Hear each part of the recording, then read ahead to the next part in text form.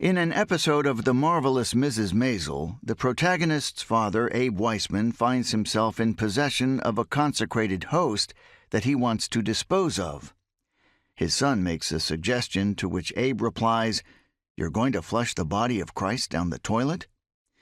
In medieval Europe, Christian authorities frequently accused Jews of committing even more insulting anti-religious acts, although they sometimes had difficulty writing about the horrifying details.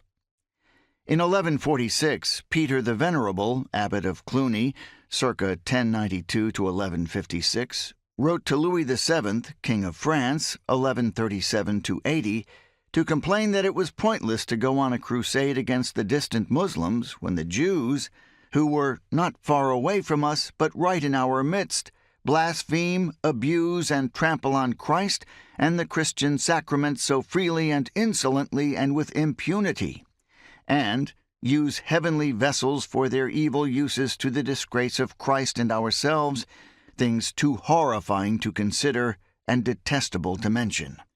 Less inhibited to offer examples of Jewish latrine blasphemy was the greatest of medieval popes, Innocent III, who reigned 1198 to 1216, who expressed his disgust that after Christian wet nurses employed by Jewish families took communion on Easter, the Jews make these women pour their milk into the latrine for 3 days before they again give suck to the children.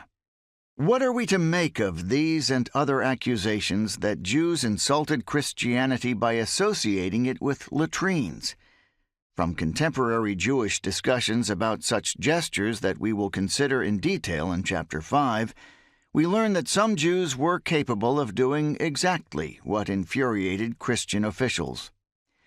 These accusations and stories about Jews insulting Christian symbols with latrine blasphemy are not isolated examples of how Jews viewed Christianity in medieval Europe, but rather are a hint about how Jews could provocatively assert themselves in Christian Europe, a story that has not been told before.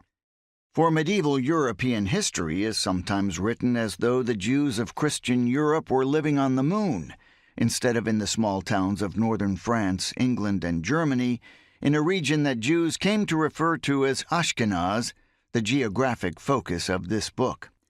Medieval Jewish historians have recently revised earlier narratives that saw the Jews as the victims of the Christian majority's enmity and harmful policies.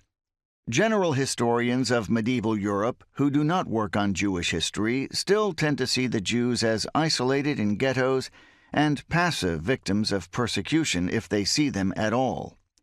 Historians of the Christian majority sometimes forget that when they speak of everyone, they mean Christians and usually ignore their Jewish neighbors. Medieval Christians could never forget their Jewish neighbors even when Jews no longer lived among them. The Jews remained a presence even in their absence.